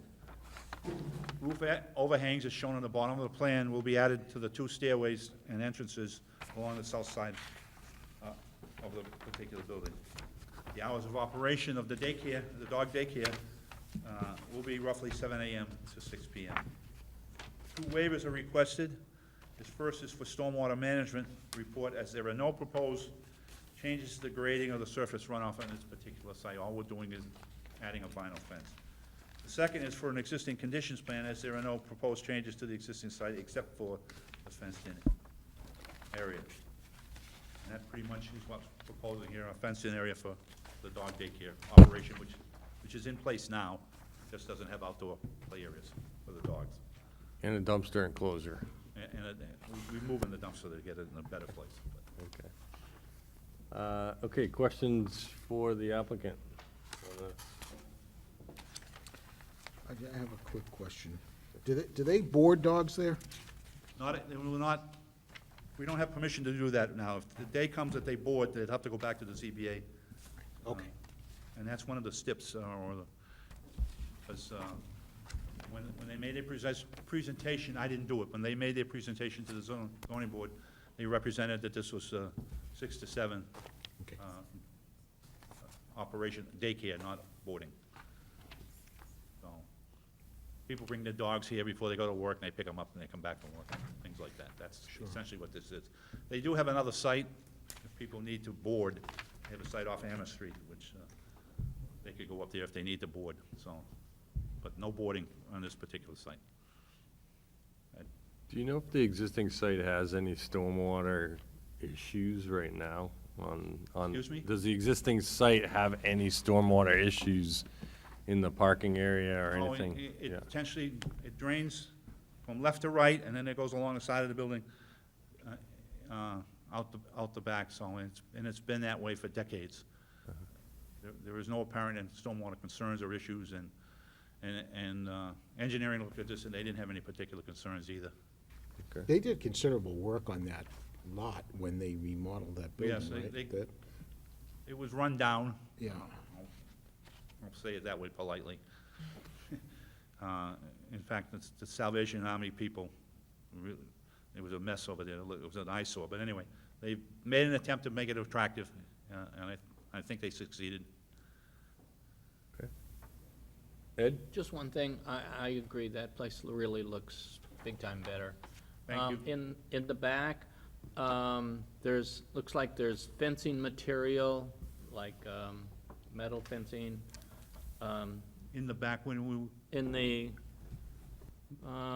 north is up, north. In the north, I'll which point is it. towards the trail and stuff, yeah. Yeah, okay, and what's the question? There's like 2 rolls of fencing material, is that, Well, that's probably, I'm not sure what that is, but I'm gonna guess that's anticipation of doing some improvements. right, Because they're quite anxious to get going. okay, They're driving me crazy, but they want to get going. that's fine. That answered my question, Yeah. it's improvement stuff, so, Yep. it's good. Other questions of the applicant? No? Okay. At this time, is there anybody wishing to speak in opposition or concern to the plan that's been presented? No? Oh, go ahead. You gotta come up here, yeah, I'm sorry. Yeah, yeah. Yeah. Just state your name and address, please, yeah. Bonnie Summers, and it's 14 Preserve Drive. 'Kay. Nashua. I'm the owner of Chewy's, so I wasn't sure if you guys had any more specific questions that needed to be addressed. And looking at the back for, I guess, the recommendations, if you guys had any questions on that too, that I could potentially answer for you, that's all. All right, so just clarifying for the record, you don't have any opposition or concern, you're No. providing like any input, so that's fine, you can, is there any questions for the additional applicant? No, I think we're good, okay, appreciate it. Anybody wishing to speak in favor of the plan? No? Okay, go ahead, come forward and,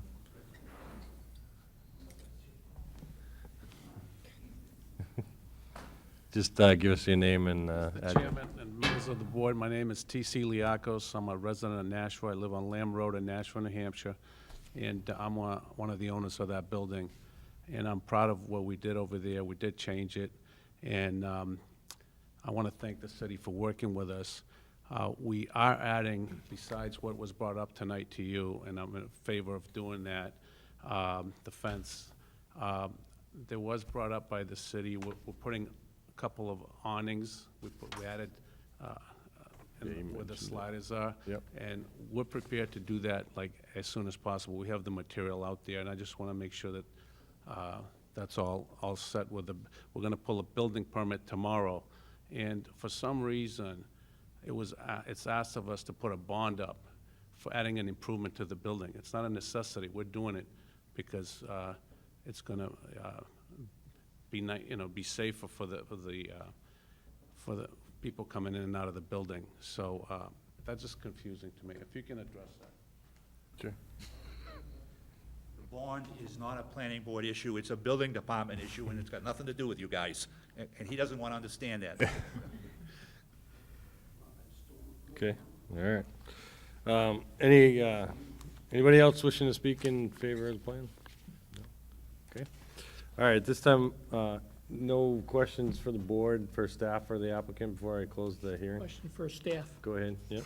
Mr. Peterson? Have the abutters, like on Will Street and those numbered streets, have they been informed that the doggy daycare may go in next door? Yeah, this actually has already gone to the zoning board of adjustment, and the abutters were notified, and they were also notified for this plan as well. The signs are out there, and the doggy daycare is actually in operation right now, just internally, not externally. So They sh- they've had They should plenty be- of notice yes. to address it if they wanted to. Thank you. Okay, if there's no other questions, I'm going to go ahead and close the public hearing, move into the public meeting on this item, new business number 7, site plan. So we've had the applicant explain what's going on here. Seems like it's, some minor extensions on the outside, a couple of improvements. Anybody have any points they want to discuss or before making a motion? No, looks good. No? Okay. I'd entertain a motion from anybody here. Anyone? Mr. Weber? I'll make a motion. Okay, go ahead.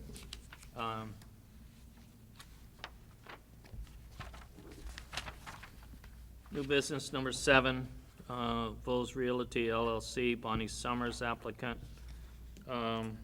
Finding that the plan meets NRO 190-146D with 2 waivers. The first waiver, NRO 190-279CC, is granted, and finding the waiver will not be contrary to the spirit and intent of the regulation. Number 2, request for waiver, NRO 190-279EE, is granted, finding the waiver will not be contrary to the spirit and intent of the regulation. And 3 through 6 as written. Okay, so we have a motion to approve in accordance with Mr. Weber's explanation. Do we have any seconds on that? Second by Mr. Rapucci. Any discussion? No? All those in favor? Aye. Aye. All those opposed? None? Motion passes. Thanks.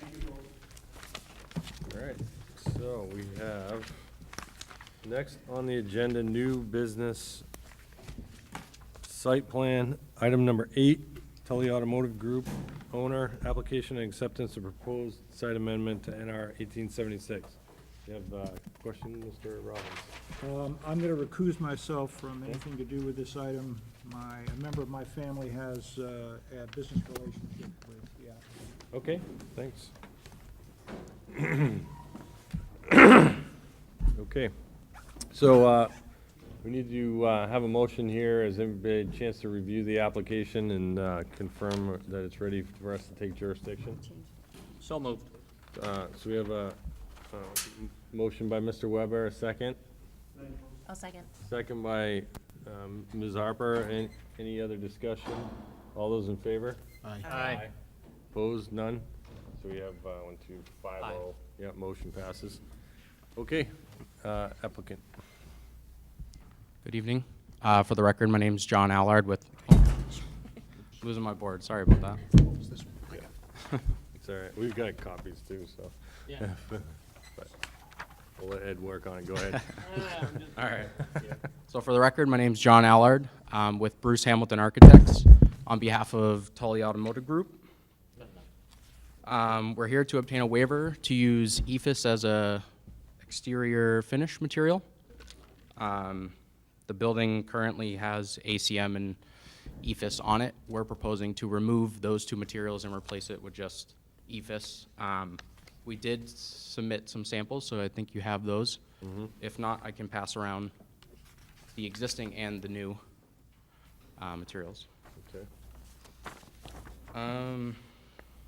We're also looking to enhance the exterior by removing the large canopy over the existing entrance, and then we're going to replace the material up there with the Efis as well. So all in all, we're simplifying the geometry of the building, and we're making it a little more sleek with the smooth textured Efis as opposed to what's currently there. Okay. All right, so, right now, you already, portions of the facade are already Efis. Are they currently? They're ACM and Efis. There's both on Yep. it right now, okay, so. you Yep, just- so we're looking to replace both those materials with just the Efis Just the finish. Efis, okay. Yep. All right. Anybody have any questions for the applicant? No, at this time? Okay, all right, I think we're set. Anybody in the audience wishing to speak in opposition or concern of the plan? Anybody wishing to speak in favor of the plan? No? Staff have any comments with regard to the application or comments? Staff has nothing to add. Okay. a question for staff. Okay, Mr. Rapucci? Yeah, just, I know we've had this before. Is there any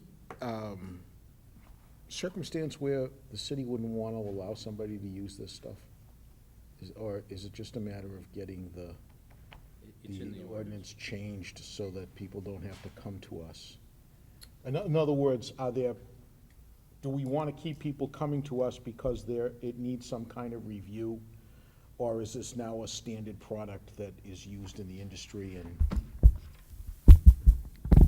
Mr. Pucci, it is in the ordinance, it's not an allowed building material. The board has architectural review on these projects, and so staff is limited. We might propose an amendment that would allow staff to have more Well, that's greater what I'm getting to. I flexibility. mean, is that a good idea for us, just to make propose an amendment so that applicants aren't paying a ton of money to come here and get like a cursory permission to use this stuff? Or are there times when we don't want people? There to are use it? times you may not want this material in a given location, yes. Yeah, we have had Okay. instances where we've decided, you know, like, it was a bunch of buildings that were all brick, and someone proposed it, you know, and we're like, so, Part of the planning regulations generally reflect, you want to have your buildings kind of look similar in an area. Right. So if all of a sudden somebody did some bright pink or type, So it's not a good idea to recommend a change to this? It's better just to leave it like it is? I believe so. Not at this time. We might look at if someone wants to change a small portion of a building, a certain percentage, and put maybe Efis on, you know, and it looks okay. I mean, that's something that maybe we could do administratively. But if you're gonna do the entire building with an Efis material, or if it's in an area where it wouldn't be contextual, or in downtown or other areas that the board would not, the board has that authority to, Efis is not it's a insulation board with a skim coat on it, basically. It can work very nice architecturally in some situations and not so in others. You wouldn't want it on a historic building. Okay. all right. Any other questions for staff or the applicant? Okay, at this point, I'll close the public hearing, move into the public meeting.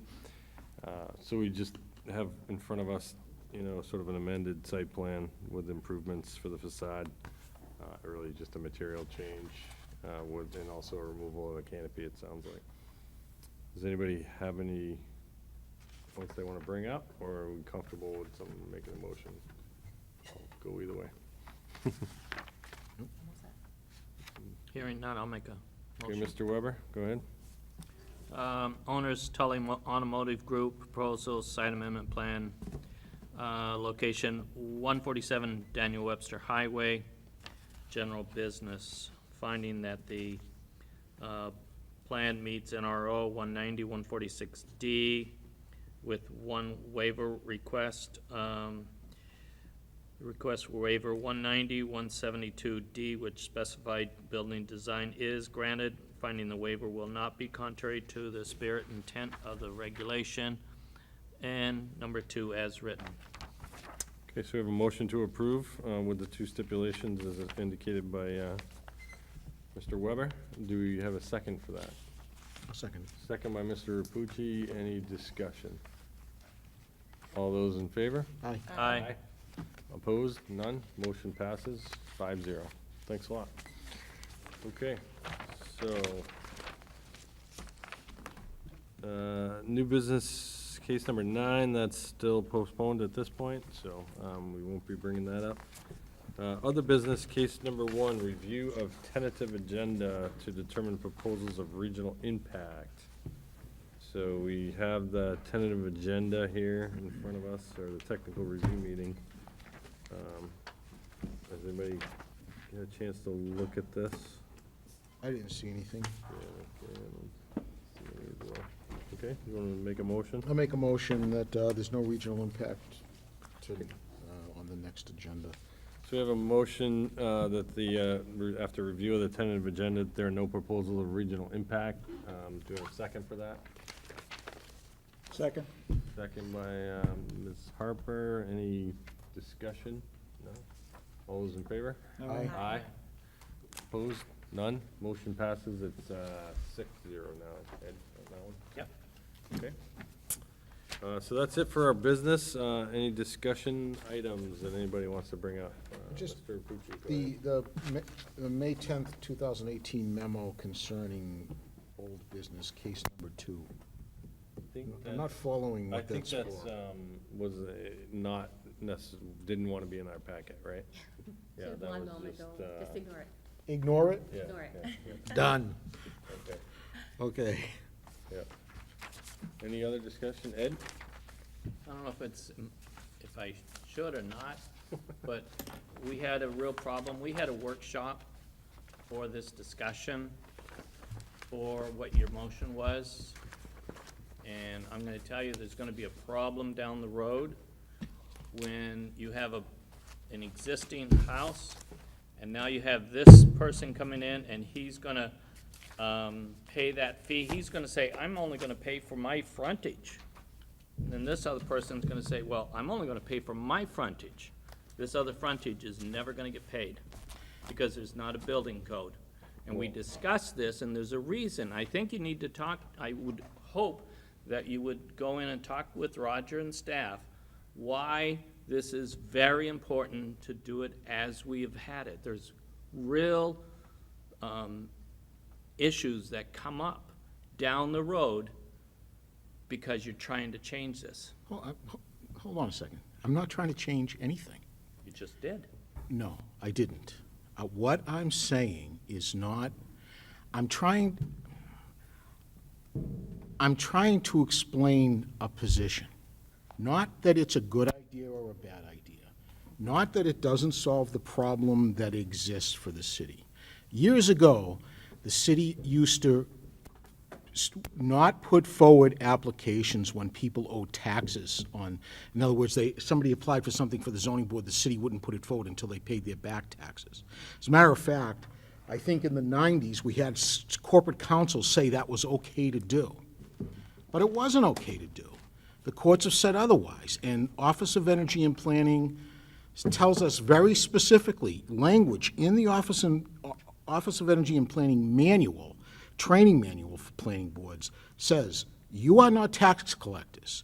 You cannot associate an action outside of what you are specifically dealing with on the specific land use thing. Not that it's not a good idea to get to the taxes paid, it's that you don't have the authority to do that. That's where I'm not getting across. You're looking at me like I don't want to help the planning department. That's not what I'm saying. What I'm saying is, well, It has a lot to do with the past practice of this board and Corporation Counsel advising this board. I'm just saying. It's a discretionary issue. A typical subdivision, you require a sidewalk, let's say it gets required. A bond is required to be put in place on that subdivision before it's recorded. No problem. I have no problem. This Because is a discretionary thing when someone comes in to offer cash in lieu of, which is cheaper than construction. Right. That is typically required at time prior to recording the plan. And if we don't do it that way, we're going to run into issues like Adelaide, which was a complete mess. You get into bankruptcies. But please don't extrapolate. No, seriously, you get into bankruptcies. In this situation, we got one fee. It's collected at the first building permit. Okay. The developer sells it to two different people. Yep. Okay, the first person comes in, he sells it to them, he doesn't tell them. Right. That's fine. But we collect the fee, and he comes in and develops the other piece, he doesn't pay the fee. So there's different ways, if someone's gonna say, well, and we've worked through this, we've looked at different angles in the past, and this is the best way of handling it, and that's. Okay. I have to respond to what you're saying, because you're going beyond what I'm saying. If you bring up the bonding requirement on something that's associated to the property that we're approving or disapproving the plan on. Right. I'm completely in line with that. The statutes allow us to do that. It's clear. We can require a bond for the application. My point where the disagreement comes in my mind and what you're saying is, I don't believe that that fee is associated to the plan that we're approving, because that money comes into the cities and goes into another fund. It's not money that's going specifically to what we're approving. That's why I'm saying, if it was going specifically to this property, or if the money, for example, were being put in escrow, I would say, okay, you got a right to do that. You want to collect the money up front and put it in an escrow account? That's okay. The law allows us to do this. I don't think the law allows us to compel somebody to pay a fee that's going into another fund that's not associated to the plan that we're dealing with, that goes into the city's coffers, and are making our approval contingent on it. And I respectfully disagree with Ed when he says we're not failing to approve something. If we put a stipulation on something and that stipulation isn't met, then that's not approved. It's not, it's actually a denial, because we're saying you can't do it unless you do this. And what I'm saying is, not that it's right or wrong, not that I don't want to see the city get the money.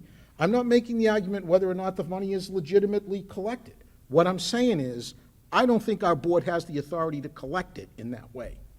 Not that I don't think it's a good idea, I just don't think we have the authority to do it in that case. When you bring up a bond, it's a completely different thing. So you brought that up, so I want to speak to it. Why don't we just get another? We can get an opinion. Council. Yeah, why don't we just do that? I'm going to say that even if Corporation Council says it's okay to do it, I don't think it's okay to do it. And my position on this board as a planning board member is, I'm not going to support that idea. And I think I have a right as a full-time member of this board to take that position. I'm only one person. If the rest of the board doesn't agree with me, what's the issue? I have a question for Mr. Rapucci. Seems like Yeah. there's a, Suppose you thought of it not as denying the applicant because they didn't pay the money, but we're just, they're approved, yet we're blocking it pending their payment. If you say to somebody, you can't do this unless you do that, we're in the middle of it. We are stipulating what has to be done. And all I'm saying is, in this particular case, I don't think our board has the authority to do that. I just don't think we do. I think sometimes people look at it like, well, let them take it to court and challenge it and let the court decide. I think of it more like we should try to do what we think is right. And in this case, I just think that this is right. And the city has alternatives to get the money that will not burden our board. We won't end up in court over it. Nobody will be taking the planning board to court saying, you put a stipulation on this approval that you don't have the authority to do. My way of thinking, that'll never happen. If the city wants to go collect the money, go collect it. Make your rule, do what you want to do, but don't ask me to put a rule on that I don't have the authority to do. And I'm not trying to convince you guys. I just made that motion, so I made it the way I think is right. Yeah, thanks. Dave? Well, I realize that this is interesting. I realize I really don't have the background to even think about this in a meaningful way, and I would very much like to get some legal advice, if we could, and have the ability to explore this, because if the situation is as Jerry represents, I certainly want to be doing stuff as legally and appropriately as possible, and I have no reason to doubt that we aren't right now. But the situation has arisen, and certainly respect Jerry's expertise and background, and his not being a shrinking violet, and wonder if we could, get We some. can get, some can we legal get a advice on like a this, and- memo Sure. from, I mean, let's start with that. Why don't we just request if you can get Corporation Counsel to Right, just. or put we can their- have another workshop on the same thing again. I mean, I think so. they could put their opinion on paper for us and Yeah, just get they it can. passed it They, off. At we've least had it's some just a opinions in the start, past you know, as well. move forward on the discussion. I mean, I think I'm kind of split, frankly. I think that, I have, I think, putting the onus that before they can pull any building permit on any of the subdivided lots, is kind of a middle ground, because, you're right, the first person might get hit with it, but if the developer, at least we get it. So we are getting it before anything gets started. If the developer's putting it all on one person, that's kind of their issue, and they get a fight with that person, but, and if they want to split it up, whatever, that's their thing, but if they were to split it, the developer would have to pay the second half already, and, so, because it's all got to get paid before they do any building, but I don't know. I'd be just interested to hear what the The Corporation system has been Counsel- working for several years, the way we do it right now, and it seems to work very well. We haven't had any complaints. Right. Generally speaking, Appin agrees to this. It's a cash in lieu of. It's costing them less than if they were to build a sidewalk, which is required by ordinance. Again, though, we're not talking about the sidewalk fee. You're talking We're about not cash in talking lieu of about a sidewalk. somebody paying the fee. I'm not arguing that, right? So that has nothing to do with what my point is, that it's improper for it to be a stipulation on our approval. Not talking about the fee itself. You see what I'm saying, Roger? There's a difference there.